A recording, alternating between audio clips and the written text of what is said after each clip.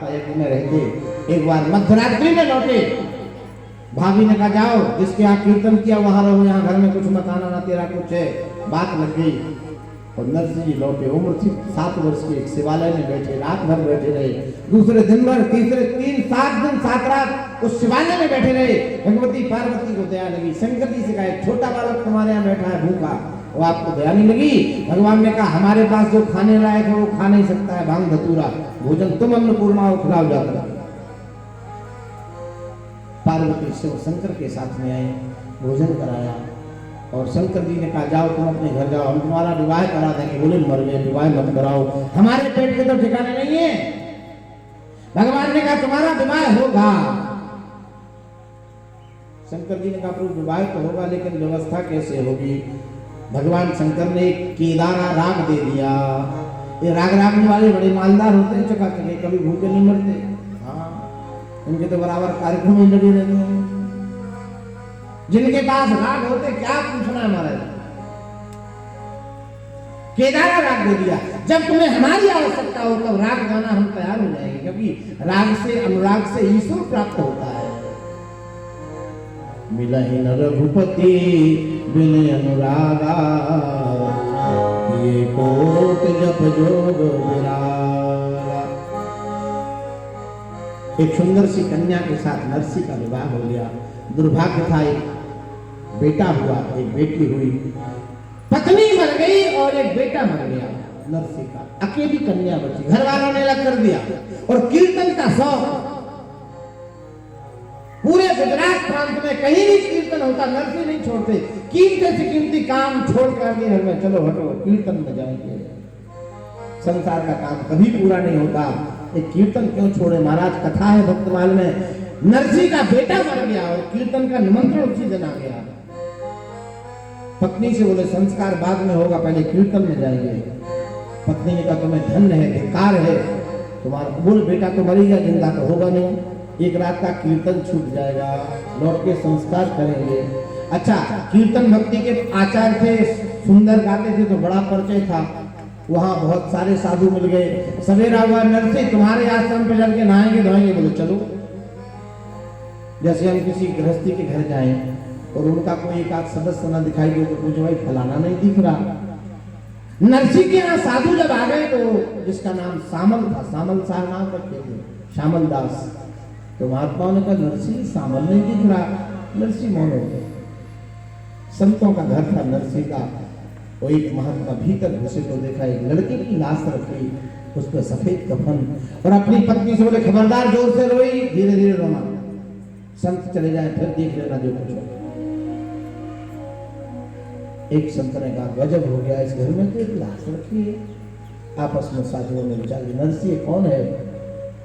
तो नरसिंह ने कहा हमारा सामल दास का शरीर पूरा हो गया था, शाम को कीर्तन का निमंत्रण आया तो मैंने सोचा ये तो हो ही गया, कीर्तन क्यों छोड़े भगवान का। ओहो, प्रेमियों उनके संतों के बीच से गिरधर गोपाल प्रकट हो गए। नरसिंह सामल दास को जिंदा कर देते हैं तुम्हारी कीर्तन भक्ति के कारण। पत्नी मर गई। अच्छा, बालक को जब लोग संत लोग ले जा रहे थे तो नानी बहुत छोटी थी बहन, तो बोली कहाँ ले जा रहे भैया को? तो नरसिंह बोले अभी द्वारका जाके रहेगा, अब द्वारका रहेगा। उस बहन को आज तक विश्वास था कि मेरे एक भाई है जो द्वारका में रहता, सामल नाम है उसका। विवाह के लायक हो गई। नरसिंह ने अपनी प्रॉपर्टी, अभी मुश्किल में 150 वर्ष बीता इस बात को। आप कभी जूनागढ़ जाएं तो दामोदर कुंड अभी भी दर्शन देता है, नरसिंह जी की स्मृति में बनाया गया। बड़ी अलौकिक बात है। गंगा जी में आप लोग मुर्दों की हड्डियां डालते गल जाती है, दामोदर कुंड में उस क्षेत्र गुजरात प्रांत की जितने भी स्मशान की अस्थियां हैं उसी में डाली जाती हैं। डालते ही 3 दिन में अस्थि भस्म हो जाती है। हाँ, ये दामोदर कुंड का प्रभाव है। नानी कभी कभी पूछती है पिताजी हमारे सामल का हरिद्वार का रहते, बहुत बड़े आदमी हैं, काम बहुत है, जल्दी से आते हैं, संतोष के लिए अपनी पर्सनल प्रॉपर्टी बेच करके बेटी के हाथ, एक बहुत बड़े सेठ थे अंजार नगर के महाराज, उनके लड़के को विवाह कर दिया बिटिया का। गांव से जाने लगे लंगोटी पहन के, तो सज्जनों ने कहा नरसी जैसा भगत गांव से चला जाएगा तो गांव अभागा हो जाएगा। रावण जब ही विभीषण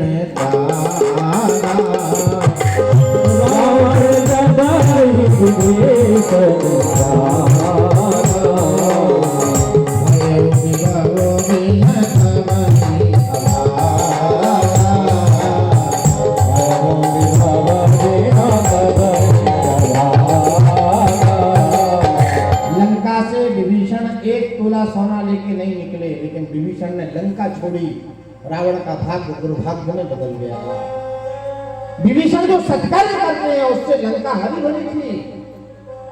हम आपसे निवेदन करेंगे, घर में कोई बुजुर्ग अगर पूजा पाठ भजन सत्संग करते हैं तो उनकी सुविधा बढ़ाए रहना। ये नहीं कहना दिन भर कुछ नहीं करता, संडा मरकर सा डोलता है, सत्यानाश हो जाएगा। याद रखना है इस बात को। क्या पता उनके सत्कर्म से तो मूर्ति को हो। नरसी गांव से जाने लगे, गांव के जमींदार लोग इकट्ठे हो, नरसी जूनागढ़ से मत जाओ, आपको जो भी जगह अच्छी लगे वहां आश्रम बनाओ, सेवा हम करेंगे, क्योंकि तुमने अपना सब कुछ बेच करके बेटी के हाथ पे ले लिए। रोक लिया गांव वालों ने। एक सुंदर नगर के बाहर आश्रम बनाया, तुलसी पौधे रोके, पुष्प लगाए, शालिग्राम पधराए, शाम सवेरे कथा कीर्तन होता। अब जहाँ कथा कीर्तन होता वहां लोग पहुंचते, संत लोग आते, गांव वाले भरण पोषण करते। 16 वर्ष बीत गए, पूरे 16 बीत गए। अंजार नगर में नानी बाई की ननद का विवाह जो हुआ तो परंपरा है भारतवर्ष में भात भरने। नानी बाई के सासुरी में सब लोग बहुत सज्जन थे, 2 बड़े कठोर थे, एक छोटा देवर विक्रम और एक सास बड़ी दुष्ट। नानी सोच रही थी 16 साल हो गए, कम से कम पिताजी का दर्शन हो जाए, ये मौका है। बचपन में मां मर गई, भाई मर गया, पिताजी हैं अभी संत हो गए। अंजार नगर के महाराज सेठ जी सबको पत्र लिख रहे थे, बहुत संपन्न परिवार है नानी के ससुराल। नानी अपने ससुर के सामने आ गए। 16 कहीं बरसे यहाँ कट, मुख न देखा बाप का, मैया न भैया है हमारे, केवल सहारा आपका। सास बोली सबको बुलाना, लेकिन नरसी को कार्ड मत देना। क्यों? बोले बाबा जी हो गया, और मान लो 10-20 साधु लेके आ गया तो दरवाजे की पोजीशन खराब हो जाएगी। ससुर ने कहा कितनी मूर्ख हो, संत जिस कार्यक्रम में आ जाए वहां मंगल समाप्त हो जाता है, हैं? नानी बाई रो रही थी, किवाड़ की आज्ञा ससुर से कर रही थी, पिताजी एक चिट्ठी लिख दो ताकि पिताजी आ जाए और हम उनका दर्शन करें। नानी बाई के ससुर ने कहा बेटी चिंता मत करो, नरसी को जरूर पत्र जाएगा, आए ना आए वो उनकी रुचि। सास वाली पत्र लिखो तो मेरे सामने लिखना। बोले हाँ वो आपका अधिकार है, लिखाओ। और महाराज ऐसा डिमांड नोट लिखा है, कुंटलों तो इसमें सोना चांदी चावल दाल और शक्कर घी कपड़े साहब विशाल पत्र लिखा। और अंत में लिखा कुछ नहीं हो तो एक पत्थर ले आना जो अपनी अभागनी बेटी की खोपड़ी को पटक देना। क्रोध के मारे ससुर ने वो भी लिख दिया और नाई को देकर के चिट्ठी जाओ जूनागढ़ में नरसी के यहाँ देकर के आओ। नाई ठाकुर ने देखा अरे इतना सामान जो देगा वो नगर सेठ का हो तो जगत सेठ होगा, बड़ा आदमी होगा। इसको ये लोग था कि भाई थोड़ा सा हमें भी चकाचक माल मत्ता मिलेगा, विदाई अच्छी मिलेगी, बड़ा आदमी है। तो नाई ठाकुर दिन भर जूनागढ़ में घूमो, किसी ने नरसी का ठिकाना नहीं लगा, किसी ने नहीं बताया। हाईवे पे खड़े थे बस पकड़ने के लिए, तब तक कीर्तन का सत्र छूटा तो 16 सूरदास एक तरफ से आ रहे थे। श्री कृष्ण गोविंद हरे मुरारे संकीर्तन गुनगुनाते महात्मा आ रहे थे। भैया हाँ बोलो। तो इस नगर में जूनागढ़ में नरसी को जानते हो? हाँ हाँ बिल्कुल।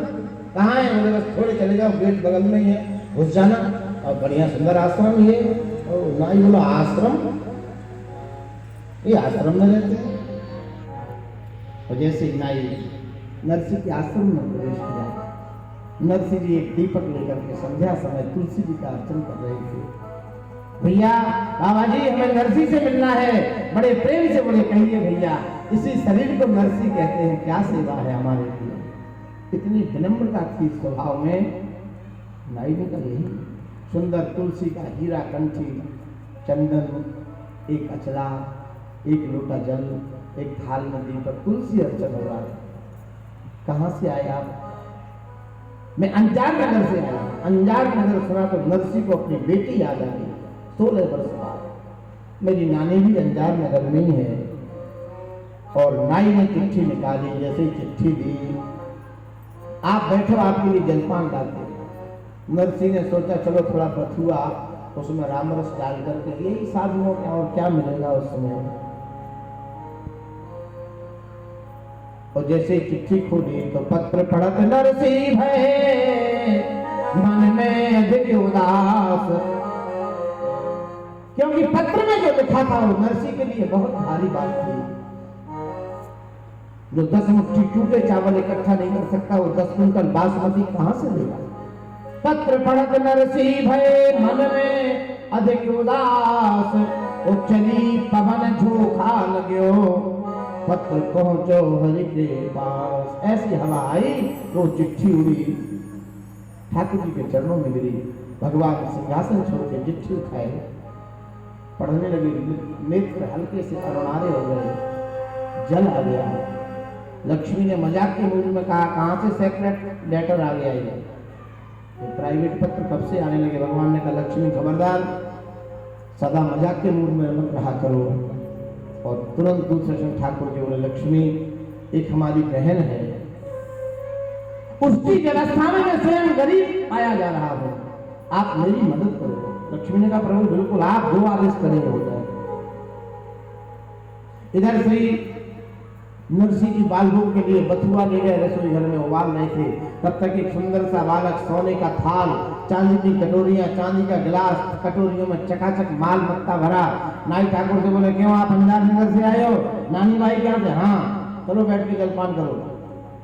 देखा कि तो सोने चांदी के पात्र हमने देखे ही नहीं थे, तो इनमें हम जलपान करें। बोले, आप कौन है? उस बालक ने कहा, नरसी के मुनीम के बेटे हैं। ओ नौआ बोला कि बाबा जी छिपके रहते, बड़े आदमी हैं, केवल लुट न जाए इसलिए बाबा बन के रहते हैं। और सुनिए, ये बालभोग करिए, पात्र लेते जाइएगा। नौआ बोला तो हम घर में ही खाएंगे, ले जाकर यहाँ खाएंगे। नरसी बालभोग बना करके लाए, एक सुंदर से मिट्टी के पात्र में बथुआ उबाला, रामरस छोड़ा, तुलसी छोड़ी, ठाकुर जी को भोग लगा के आए। नाई नहीं था, रो पड़े नरसी। हमारा दुर्भाग्य तो देखो, नानी के ससुराल से नाई आया, हम जल नहीं पिला पाए इसको। लेकिन नरसी ने तिथि की जान ली थी। कौन सी तिथि में भाग भरना है? सवेरा हुआ, नगर में आ गए। लोगों ने कहा, बोलो बाबा जी कैसे आए? बोले, नानी का भाग भरना है। क्या मदद चाहिए? बोले, कुछ नहीं, केवल बैलगाड़ी दे दो, हम पहुंच जाए। और हम कुछ दे नहीं सकते, हम संत हो गए। एक जमींदार के यहाँ टूटी सी गाड़ी, बोले तुम ले जाओ। बैल भी बूढ़े से बोले ले जाओ। और 16 सूरदास साथ में चलने को तैयार, सबके झोला झंडा इतना वजनदार, और बैलगाड़ी जा रही है। अंजार नगर 5 कोस रह गया, चक्का टूट गया, गाड़ी का चक्का टूट गया। सूरदास बोले क्या करना चाहिए? नरसी बोले, भजन छोड़ के कुछ नहीं किया। तज हरि भजन काज नहीं दूजा, तज हरि भजन काज नहीं दूजा,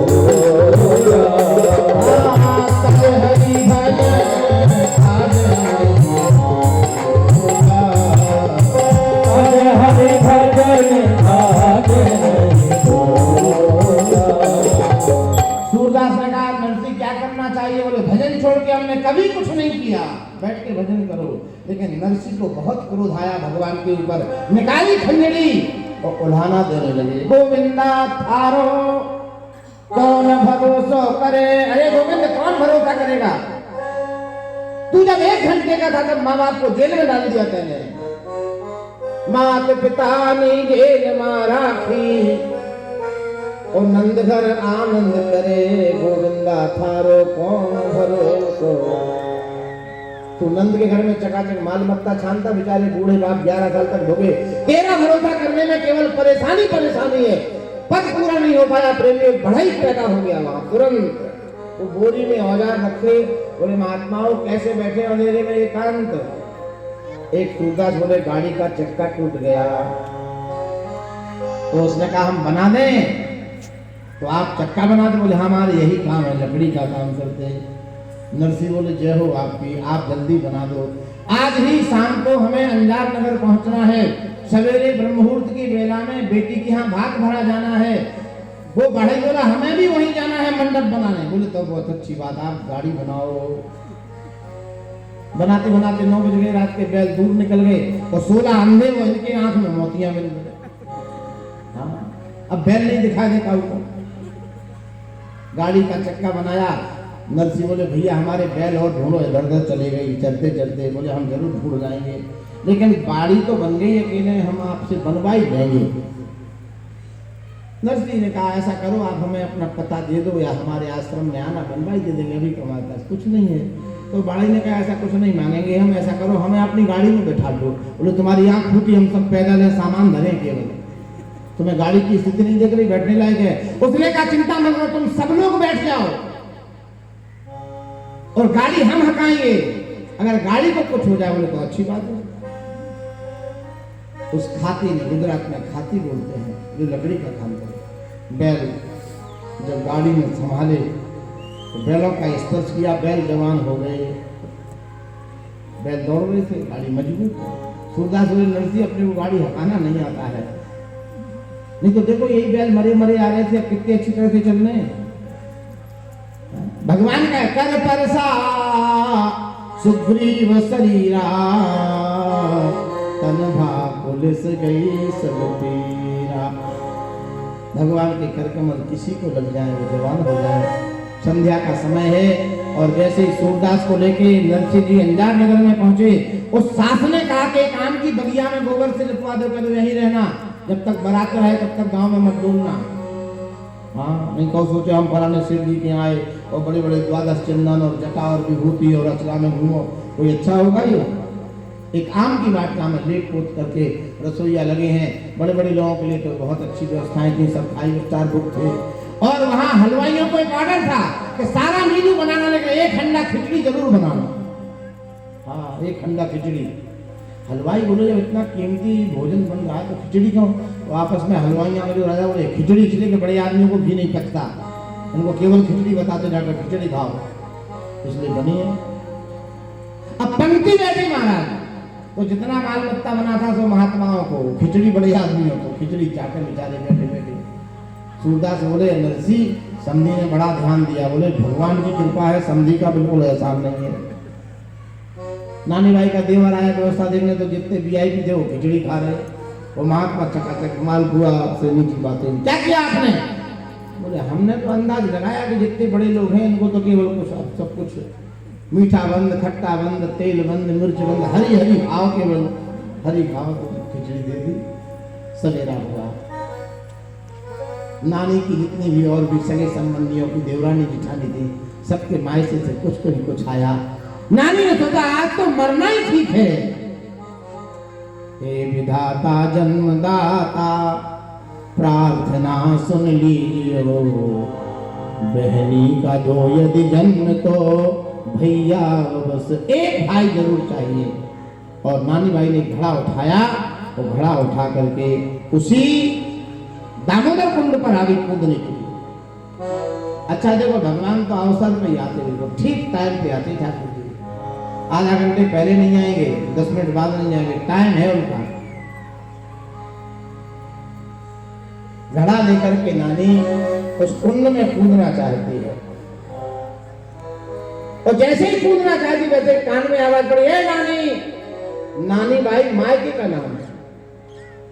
नानी को लगा कि कोई बोल रहा है, जब मुड़ के देखा तो सुंदर सांवला शरीर है, सर पे लपेट राखी अटपट पाग मोटी, खुलखुल जाग चोटी फेरक न्यारी है, बड़ी सी चोटी है, एक पगड़ी रखी है, सुंदर सा मुकुट है पगड़ी के ऊपर, और उनके पीछे एक सुंदर नई नवेली बधू है। भगवान बोले बताओ भाई कहाँ नरसी हमारो, बताओ भाई कहाँ नरसी हमारो,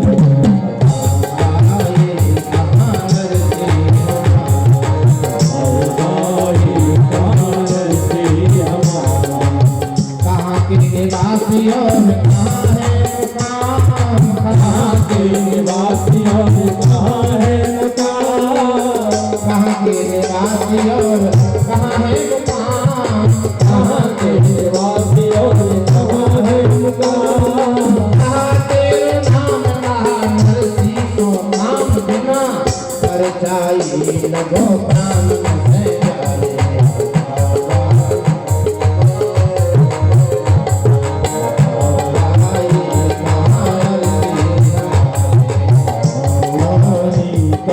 नरसी, कहाँ के निवासी और कहाँ है मुकाम, कहाँ के निवासी और कहाँ है मुकाम, कहाँ तेरा नाम कहा नरसी तो नाम बिना परछाई लगो प्राण से प्यारे। भाई ने पूछा ये बताओ आप रहते कहाँ हो, आपका नाम क्या है, नरसी से काम क्या है। लेकिन इतना सब होने के बाद भी बिना परछाई लगो प्राणन से प्यारे। ठाकुर जी बोले भाई तुम नहीं जानती, हमारा नाम जानती, द्वारिका निवासी और सांवल है नाम, तेरी भौजाई सकल कारज समारे। तुमको जानती कि नहीं? आहा, लक्ष्मी आगे बढ़ी, घड़ा छुड़ा लिया। अब नानी रोके कह रही भैया मेरे मोहन लगाई बड़ी देर, जो तुम ना आते तो पर तो बड़ो फेर, मैं सौगंध खाई ऊब जीवन से हारे। भगवान ने कहा नानी तुम्हें पता नहीं है। नानी भाई बोली तुम बहुत देर में आए हो। भगवान ने कहा जाओ लक्ष्मी इनको भीतर ले जाओ। और अंजार नगर के राजमार्ग पर इतने रथ लगे हैं कि किसी ने गिन नहीं पाया, उन्होंने सब में सामान भरा। और एक मुनीम साहब के हाथ में एक डिमांड नोट है जो नाई के माध्यम से पत्र के रूप में लिया था। आप लोग कहां से आए? बोले हम द्वारका से आए हैं। और द्वारका में नरसिंह जी का बहुत बड़ा फर्म है, वहां इनका कारोबार है, वहां से सब सामान आया है नानी बाई के भात के। तो आपको देर नहीं लगी, ऐसा बढ़िया माहौल बना, इतने जल्दी माहौल परिवर्तन हुआ नानी का। अब तो सास जो है आगे पीछे चटर मटर होके घूम रही है, जैसे तुलसी का परिक्रमा कोई लगाता। हाँ आगे पीछे। नानी समझ गई, देखो ये बात है। ठाकुर जी ने नानी को अपने हाथ से भात पहनाया, वो अंतर्धान हो गए। कुछ श्री भक्तमाली जी कहते थे कि मालिन देवी भाई नानी हाँ तुम्हारा भाई आया था, हमें कुछ नहीं दिया। बोले उसको समय कम था और हम क्या बताएं, देखो आगे। तो मालिन गई तो भगवान तब तक कुछ चुकाई, मतलब जो भूल चूक होती है, किसी को कुछ दे रहे थे किसी को कुछ। मालिन बोली हम यहाँ के माली हैं, हमें दे दो, हमें कुछ नहीं मिला। भगवान ने कहा ऐसे पता नहीं कितने लोग रह गए होंगे और हमारी बहन जी से झगड़ा करेंगे। तो भगवान ने कुबेर को आदेश किया कि गुजरात के जितना बड़ा प्रांत है इसमें केवल तुम स्वर्ण की वर्षा कर दो ताकि सब संपन्न हो जाए। बोलो गोविंद भगवान। गुजरात संपन्न नरसिंह के श्री चरण से है, किसी पॉलिटिकल व्यक्ति से नहीं है। द्वारिकानुनाथ महारो राजा रण छोरी छे, मैंने मन माया लगाई रे।